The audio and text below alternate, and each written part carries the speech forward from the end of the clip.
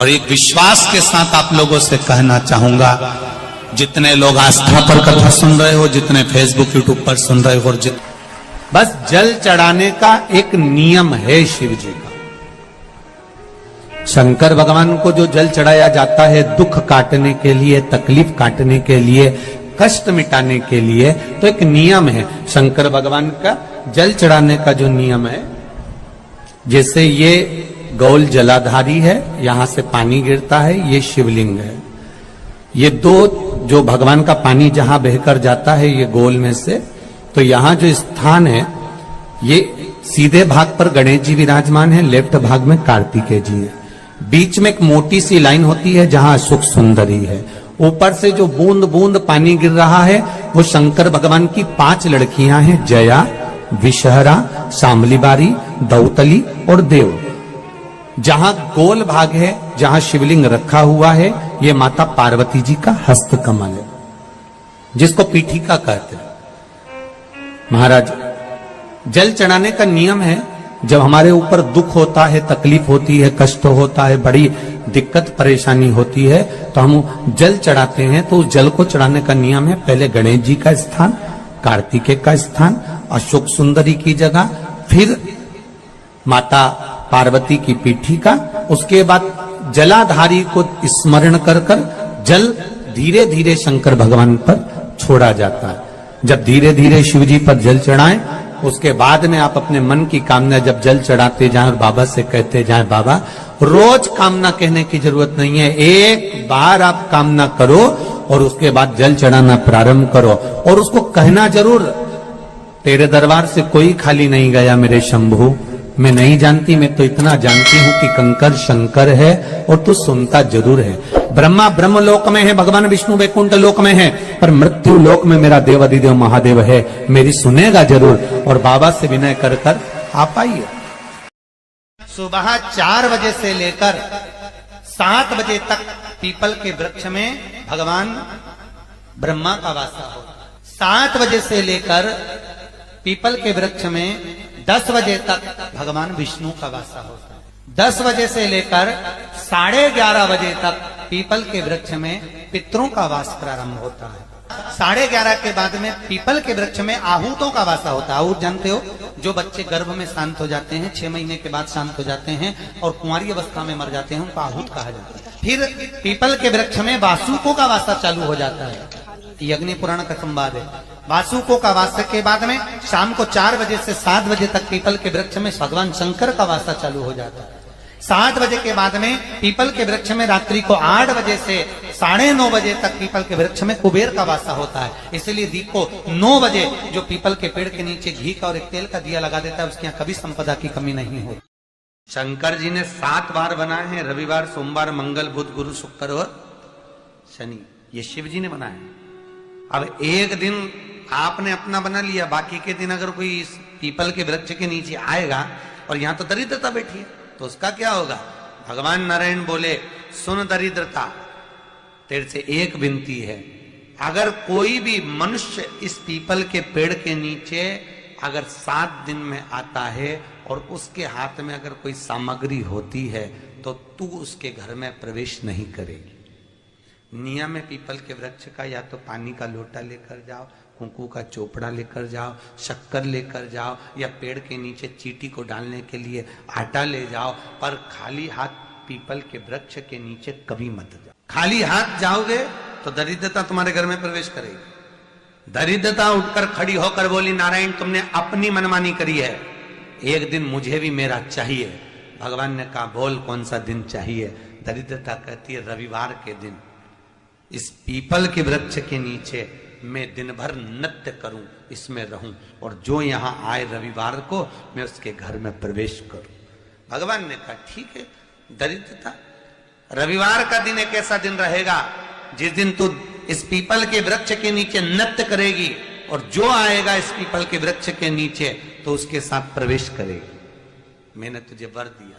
इसलिए हमारे यहाँ केवल पीपल का वृक्ष अगर दीवार में भी लग जाता है ना, किसी की फैक्ट्री की दीवार में, किसी के घर की दीवार में पीपल का वृक्ष अगर लग जाता है, पीपल का पौधा लग जाता है, उसको कितना भी तोड़ लो वो वापस लग जाएगा, फिर तोड़ोगे फिर लग जाएगा।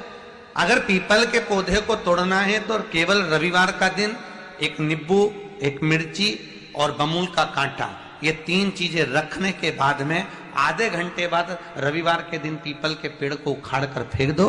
दूसरी बार कभी पीपल दीवार में लगता ही नहीं, कभी नहीं लग सकता। और अगर पीपल के वृक्ष को कहीं लगाया जाता है तो सोमवार के दिन या मंगलवार के दिन, बुधवार के दिन, इन दिनों में लगा सकते पीपल के वृक्ष कहीं लगाना। शनिवार का दिन एक ऐसा दिन होता है जिस दिन पीपल के वृक्ष को कहीं जाकर लगाया नहीं जाता, क्योंकि शनिवार के दिन पीपल के वृक्ष के नीचे लक्ष्मी रहती है। हम अपने हाथों से अगर पीपल का वृक्ष किसी दूसरी जगह पर शनिवार को रोपित करते हैं तो हमारे घर की लक्ष्मी अपने घर से छिन्न होकर चली जाती है। इसलिए शनिवार के दिन पीपल लगाया नहीं जाता, किसी के घर जाकर उसको वापस पलटा नहीं जाता। लग गया उसको। प्रभु मेरी धर्म पत्नी को कहां रखूं आप बताओ। वो तो जहां यज्ञ होता है, अनुष्ठान होता है, दान होता है, पुण्य होता है, सत्कर्म होता है, वहां जाने को तैयार नहीं। अब करूं क्या? भगवान ने बोला एक काम करो। दुर्वासा जी बोले जिसके यहां रात्रि में बर्तन झूठे पड़े रहते हो उसके घर में इस दरिद्रता को लेकर तुम प्रवेश कर जाना। जिसके यहां रात्रि में बर्तन झूठे पड़े हो वहां लेकर प्रवेश कर जाओ।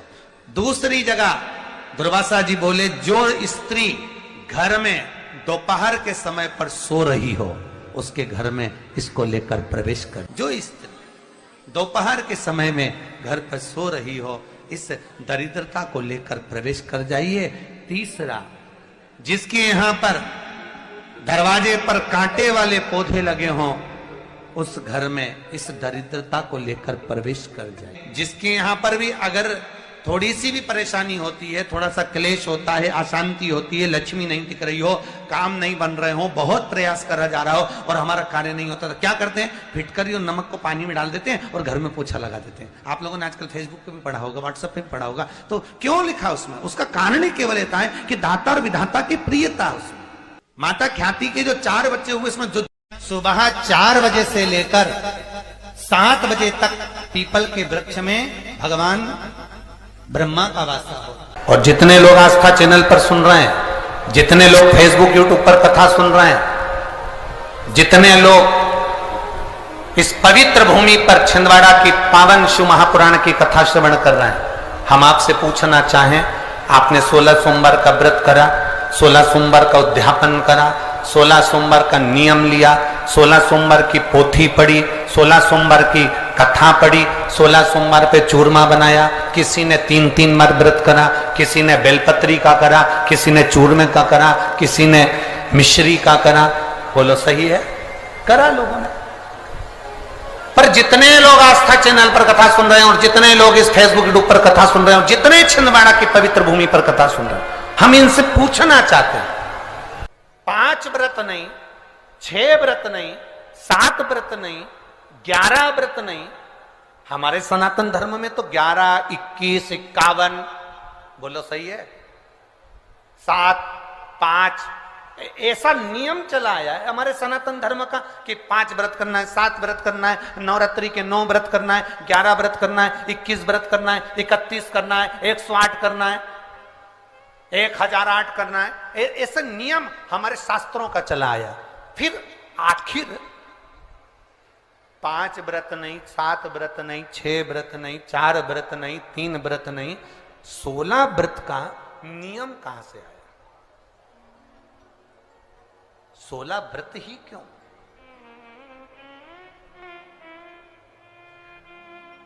पंद्रह नहीं, 14 नहीं, 13 नहीं, 12 नहीं, 11 नहीं, कितने? 16। ये 16 व्रत का नियम कैसे? कोई आपसे पूछ सकता है, आपके घर के बच्चे कह सकते हैं, मम्मी ओ माँ क्या कर रही हो? माँ ने कहा बेटा मैंने 16 सोमवार के व्रत उठाए। 16 सोमवार के व्रत उठाए? हाँ।